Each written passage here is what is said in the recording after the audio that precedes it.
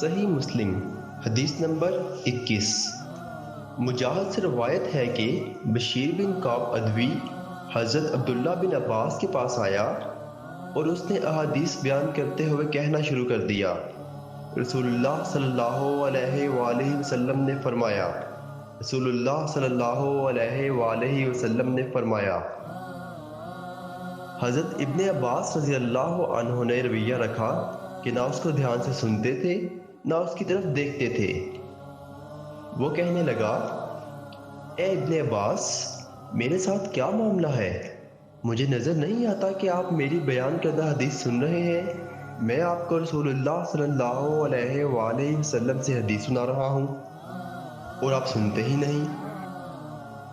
حضرت ابن عباس رضی اللہ عنہ نے فرمایا، ایک وقت ایسا تھا کہ جب ہم کسی کو یہ کہتے سنتے رسول اللہ صلی اللہ علیہ وآلہ وسلم نے فرمایا تو ہماری نظریں فوراً اس کی طرف اٹھ جاتی اور ہم کان لگا کر غور سے اس کی بات سنتے۔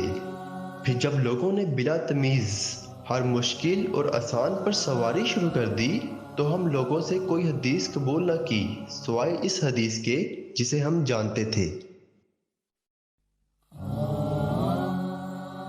صحیح مسلم حدیث نمبر 22۔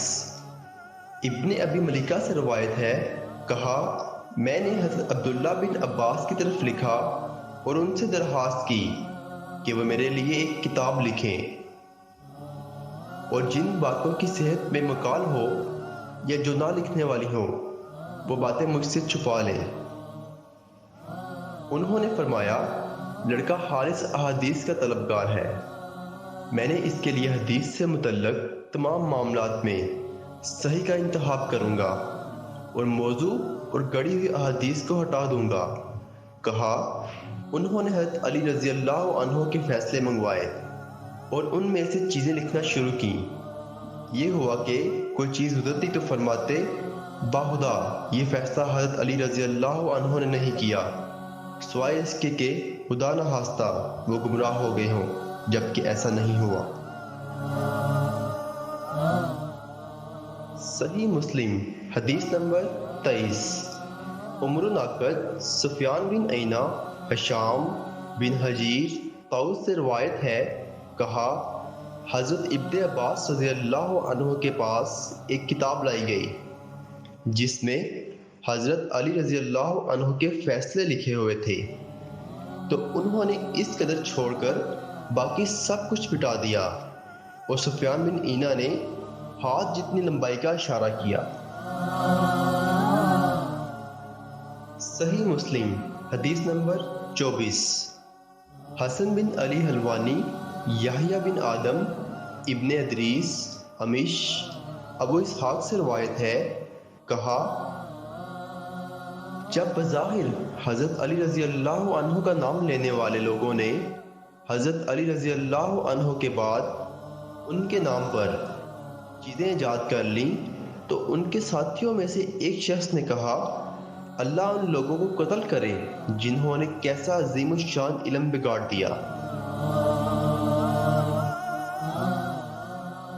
صحیح مسلم حدیث نمبر 25۔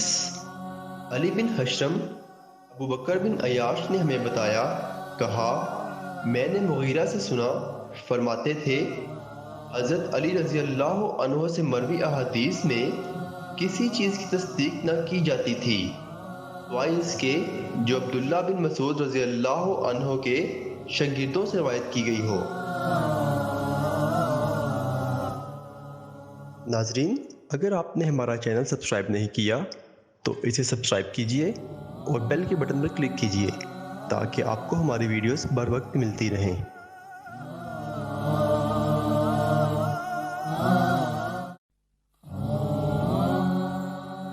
صحیح مسلم حدیث نمبر 26۔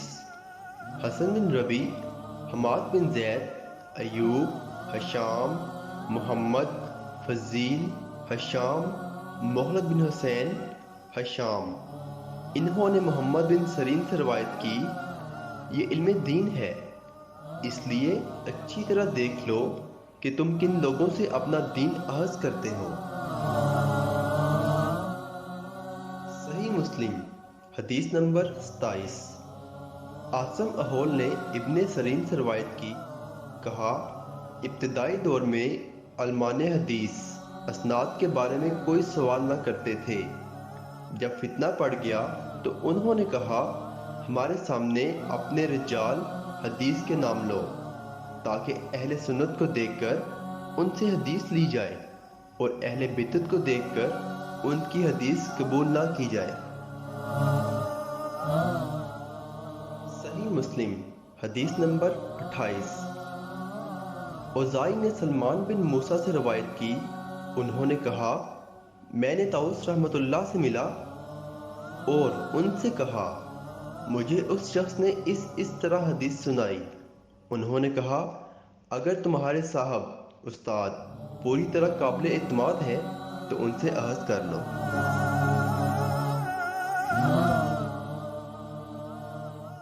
صحیح مسلم حدیث نمبر 29۔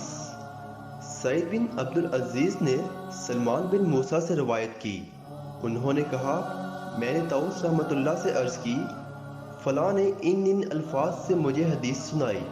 انہوں نے کہا اگر تمہارے صاحب ثقافت میں بھرپور ہیں تو ان سے اخذ کر لو۔ صحیح مسلم حدیث نمبر 30۔ عبد الرحمن بن ابی زناد نے اپنے والد سے روایت کی، کہا میں مدینے میں 100 اہل علم سے ملا جو دین میں تو محفوظ و مامون تھے، لیکن ان سے احادیث اخذ نہیں کی جاتی تھیں۔ کہا جاتا تھا یہ اس علم کے اہل نہیں۔